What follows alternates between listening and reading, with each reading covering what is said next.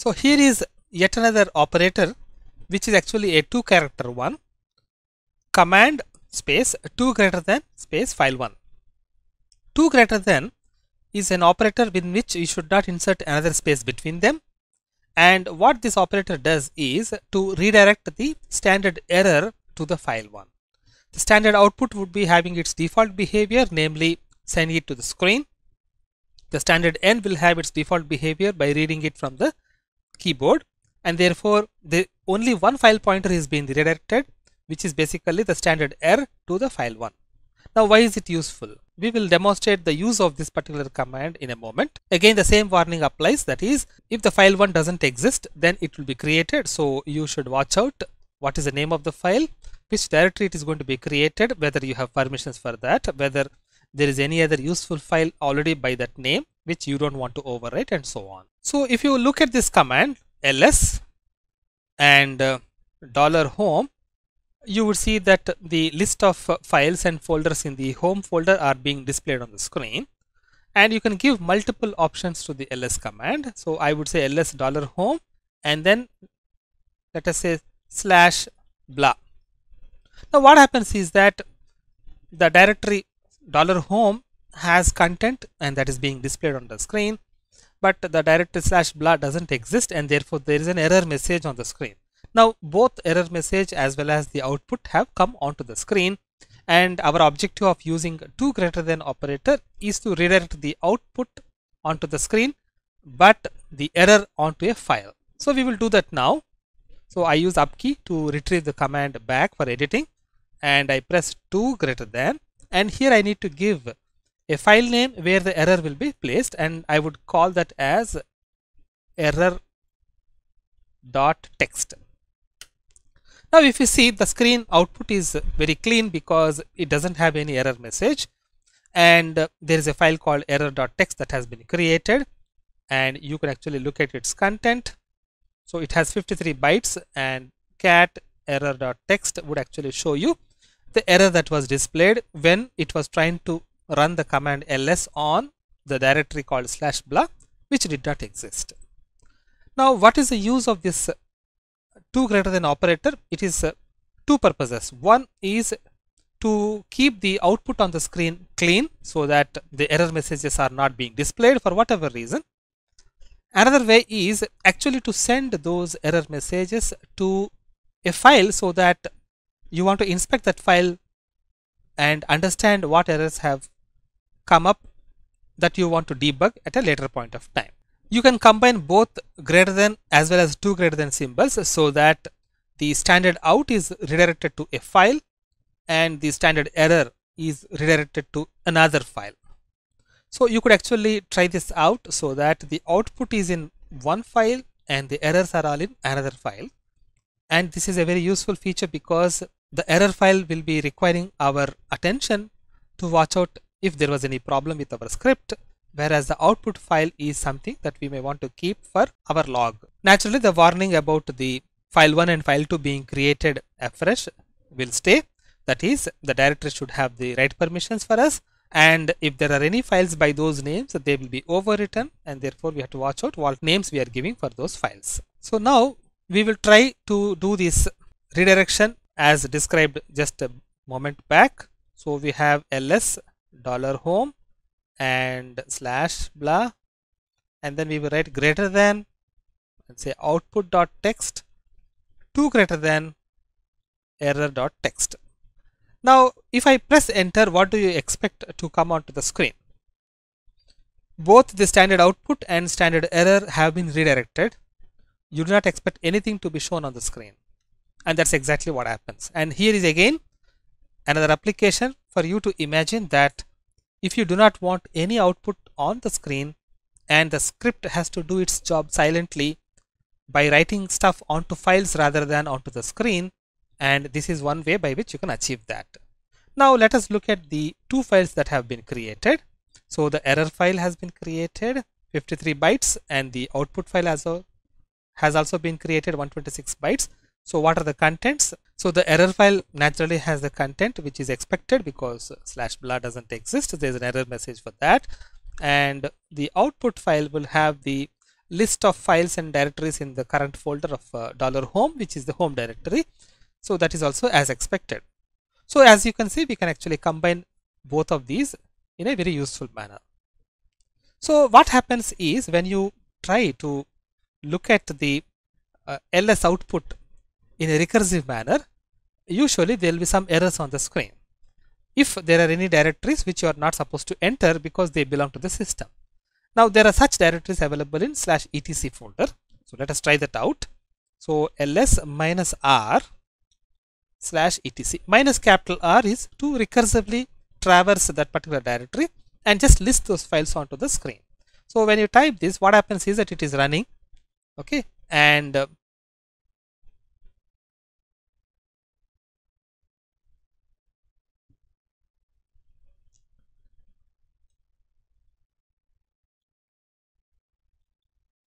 we can look at the contents of the folder /etc in a recursive manner, and whatever are the directories and their listing, we can put that in the file called output.txt. And if there are any error messages because we are not supposed to enter some of the directories, then that would be made available in the text file error.txt. So when I enter here, I should not see anything on the screen as expected. And let us look at the content of these two files. So you can see that the output file has 54,950 bytes and the error file has 327 bytes. As you can see that the two files have been overwritten from our previous command. So we have to always watch out that the greater than symbol and 2 greater than symbol will always overwrite the files if they are already existing in the current folder. Now let us inspect the content. So I would use the less command to inspect the content of output, and you can see that the files in the etc folder are being displayed here. And for every directory, it would actually list the name of the directory, put a colon, and then the files that are in that particular folder are listed, and it would inspect every folder recursively. And this is a very nice way by which we can actually look at what all the files that are there in that particular directory in a recursive manner. But in the process of doing that, there are some directories which you are not supposed to enter, and so we got some errors, and let us look at that. It says that there are some directories which are not supposed to be entered by us, and therefore we got permission denied errors, and those errors are all captured in the error.txt. We can use the less than symbol or the left arrow bracket to indicate that the standard input has to be redirected. So any command that was expecting the input from the keyboard could actually take the input also from a file if we use this operator, and we can try that out with some commands that we have just been familiarized, such as cat. So let us try that out. So we have some files here. So error.txt is one file that we can try out.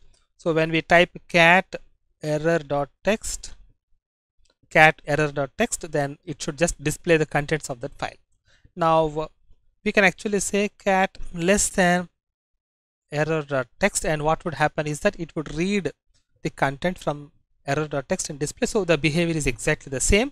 Now we can test the less than symbol by using the wc command to count the number of words, lines, etc. So we have already seen that the wc command is familiar to us.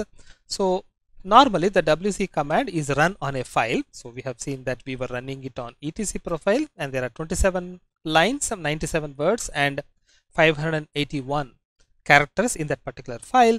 And if you were to run it on the error.txt, which was created just now, so it has 5 lines, 35 words, and 327 characters. And look at the contents, and you could actually make out that these are the 5 lines.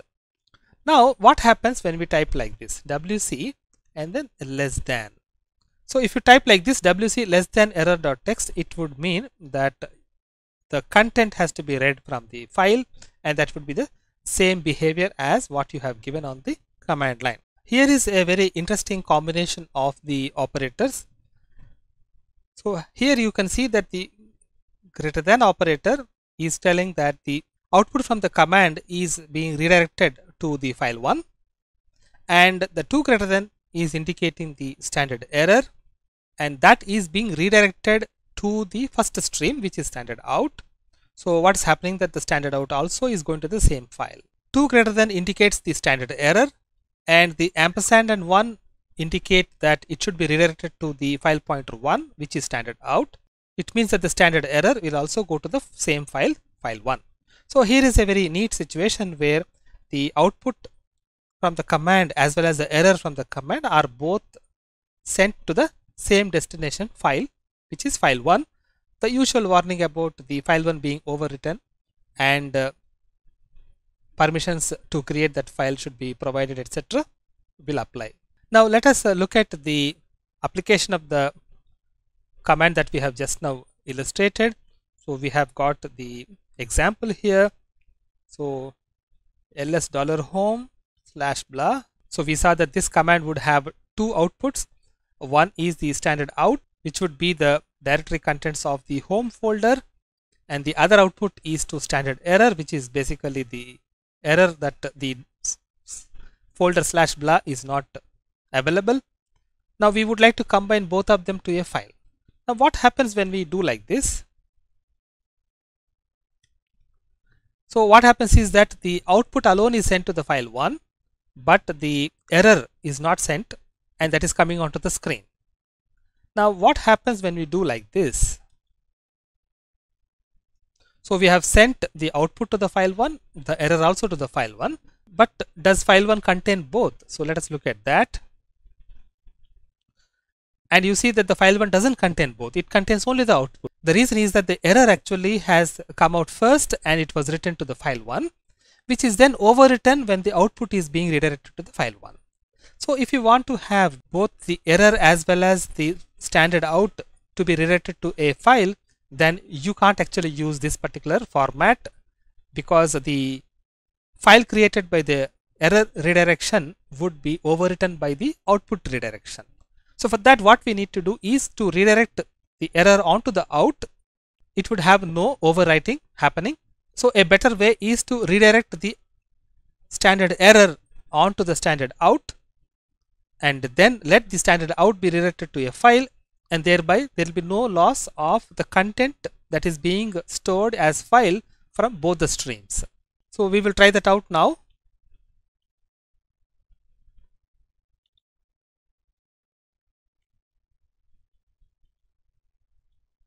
So that is a command, and as you expect, nothing should be on the screen because the error as well as the output are both redirected to the file 1. So nothing is displayed on the screen.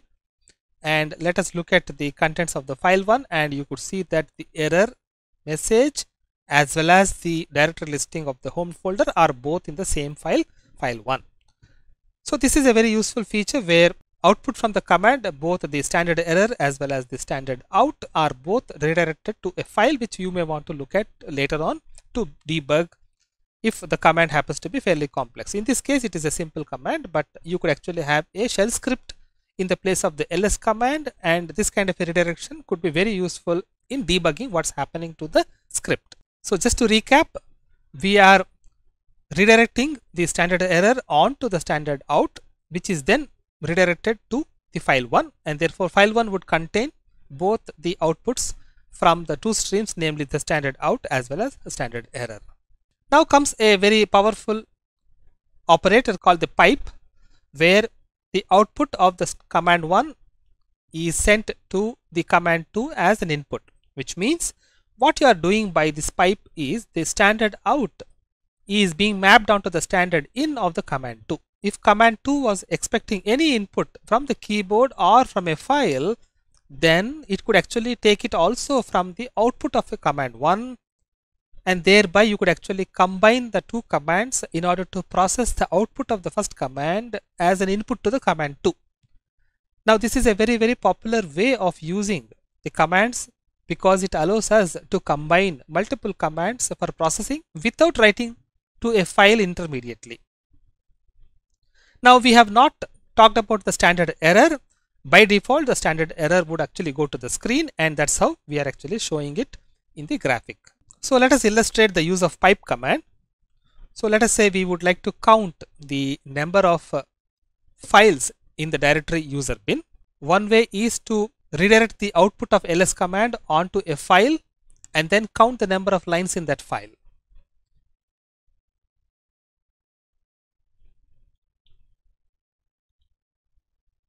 So we have redirected the output of the ls command onto the file 1, and we are now running wc on file 1 to count the number of lines, and we see that the number of lines is 2596. Let us look at the file 1 itself. It contains the list of files that are there in the directory called user bin. Now here what we have done is to write the output to a file and then look at the number of lines in that file, which is not very efficient because we are actually writing a file and then again reading it. So we could actually do it in the memory where the output of the ls command is mapped as an input to the wc command. So that's exactly what the pipe does. Now you see that the operation is much more efficient and we are getting our answer straight in one go, and there is no file 1 that is created. So this pipe command can be used to combine multiple commands, and this is one of the most popular ways of combining commands on the Linux shell on the bash, and very often complicated commands involving several pipe symbols on the single command line are very much possible.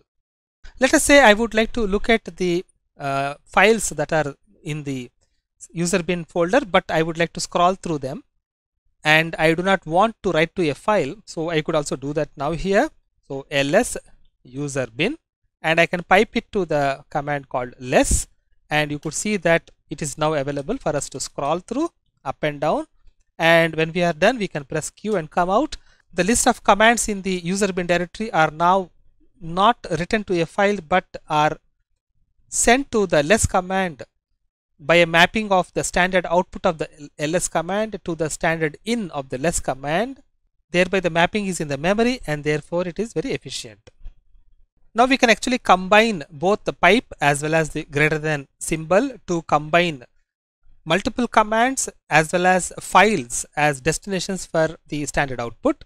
So here is again a very popular usage where the command 1 is actually combined with the command 2 using a pipe symbol, which means the standard output of the command 1 is mapped over to the standard in of the command 2, and the standard out of the command 2 is then redirected to the file 1. However, the standard error of both the commands is still shown on the screen by default because we have not done anything with those two file pointers. Now naturally the file 1 has to be created afresh because the greater than symbol would actually mean that it has to be created afresh, and so if that file exists earlier then it will be overwritten, so watch out for that. We can try out an example to illustrate how this can be done. So have a look at the following command that we are going to do a demo. So let us say we would like to list the number of commands that are there in the user bin folder and write that output onto a file so that we could actually use that file for some other purpose. So if you were to do like this, ls user bin pipe wc minus l, that means that the number of files in the user bin directory are being listed, and greater than and then file 1. So what would happen is that file 1 would have the number stored, which means that we have done two actions here. One action is the standard output of ls is passed on as the standard input for wc, and the standard output of wc is redirected to the file called file 1. The file 1 has the content, which is basically the number of lines that has been counted by wc, which is the number of files in the directory user bin. There is a file in the /dev directory. Normally we don't go there to fiddle around with those files because they belong to the system and some of them are very sensitive. So we do not normally do anything with the /dev folder, but there is one special file there called devnull, which is like a black hole. So if you happen to write anything to that particular file, then that content is basically disappeared from the system and it is actually used as a sink. So sometimes when you have confidence that the script is running well, you do not want to have any error from that script to be displayed on the screen for the user, then you can actually redirect the standard error of the command to devnull, and therefore the errors will actually get disappeared into the /dev/null folder, and thereby they will not be seen on the screen, and therefore the shell can actually have a very clean output on the screen. So here is a typical usage. So you have got the command that is running, and it is giving out two streams of text. One is the standard out, which you may want to redirect to a file.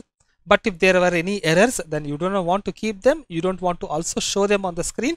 So you can actually send it off to dev null so that it is disappearing.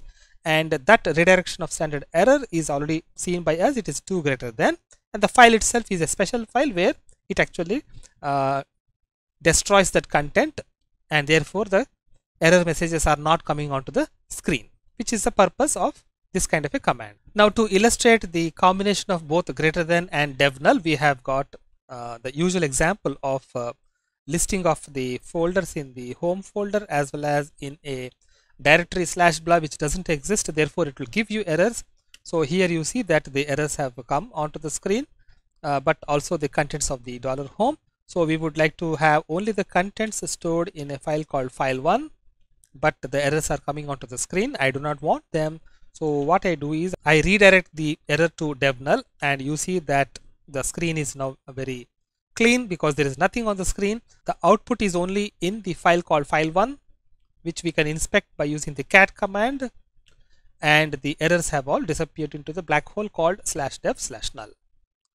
We have done this exercise with respect to the recursive listing of directories in /etc folder, where we face some permission errors to enter some directories. So again, here we can do ls-R/etc. We want to redirect the output listing to the file called file1. We would like to have the errors disappear. We would like to have the errors disappear to dev null, and you see that the command has executed in a very clean fashion, typical of a Linux command. And you could look at the file1 contents. It would contain the list of files in the etc folder recursively, and the errors have all gone to dev null. So that is a very clean behavior of this command, and this is a very typical usage of the two symbols greater than as well as 2 greater than.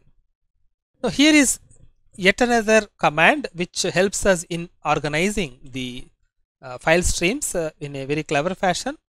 The T command, what it does is like the T shape. What it does is that it would actually split the standard output into 2 streams. One stream is redirected to the file1, and another copy of that stream is then sent onto the screen. So this is used in situations where you would like to have a copy of the output stored in a file but also sent to the screen. So which means that you could then further do another processing by writing something else after the T command. So we can see how it is used by some illustration. Let us test the T command once here. So we look at the help for the T command.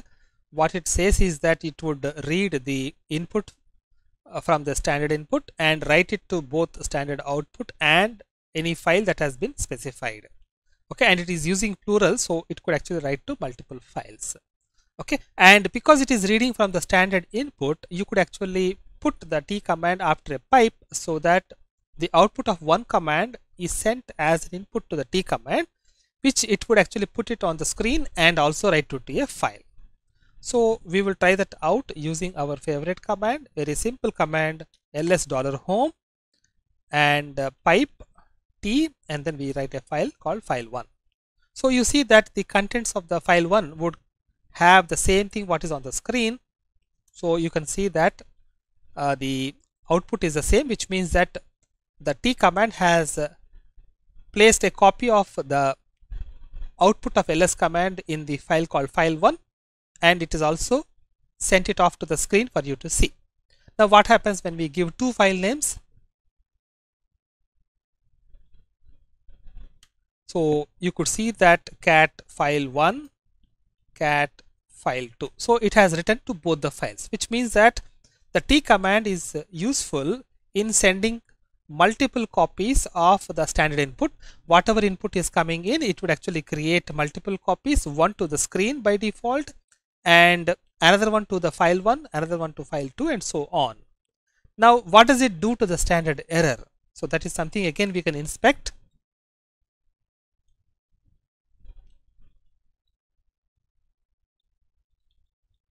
So here we are actually confident of raising an error, so because /blah doesn't exist. So when we run this command, you see that the error message from the /blah is coming onto the screen, and the output is slightly different here. The name of the folder is given with a colon.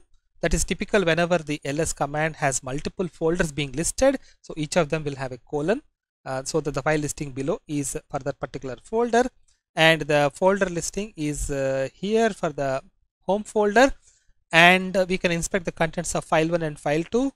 So cat file1, it has the listing of home folder, and cat file2 also has the listing of the home folder.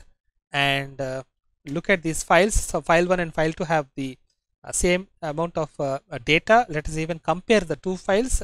There is a command called diff. So diff file1 file2, and there is no output, which means that both of them are identical files. So let us look at the help for the diff command. It says the diff command does by comparison of files line by line. It is very useful to understand.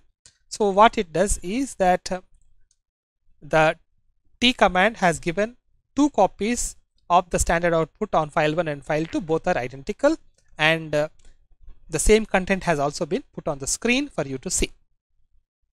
Now you could also pass it on to another command beyond that. So you could actually put a pipe after that and put wc -l, so counting the number of lines in the directory listing. So now you see that the error message has come onto the screen. The number of files in the home folder are counted as 14, and two copies of the ls command output are placed in file1 and file2. Let us verify that. So you could see that file1 and file2 have two copies, and when I run the wc -l on file1 as well as on file2, you see 14 lines because that has been counted by wc, but it is not counting from these two files, but actually from the output of ls command, which has been passed on to the screen by the t command. So you can see that the t command helps in keeping a copy of the output in a file and also send it to another command that may actually process it further, because it is sending it to the standard out, which can be redirected by the pipe symbol to another command. So that way you can actually combine multiple commands on the command line by using multiple pipe symbols as well as the t command to keep copies of those outputs intermediately. Now we will suppress the standard error message that has come here by using the 2 greater than symbol. So let us do that now here. So I should do it here because here is where the error is raised. So I would send it to the dev null. So now you see that the number of lines has been printed on the screen, but there is no error message on the screen. That's pretty neat. Okay, and we also have two copies of the listing of the home folder in file1 and file2 respectively. So this is a pretty neat way of combining many things. You can see that what we have done, we have given the redirection of the standard error onto the black hole called dev null. We have piped the output to t command, which has copied the output to the two files, and then we have piped the standard output onto the wc, which has counted the number of lines. So like that you can assemble multiple commands to achieve a very complicated task. Now as you can see that we are able to combine the operators as well as multiple commands and file names to achieve fairly complicated task, where we have one command creating an output which is then passed on to another command as an input, which is then passed on to a file to storage or to yet another command to do some more processing like counting the number of lines, etc. So each of these commands can actually be a bash script, which is where you can start imagining that you can actually create a very complicated task to be achieved by the command line as well as multiple commands being placed in a script, which we will be learning shortly.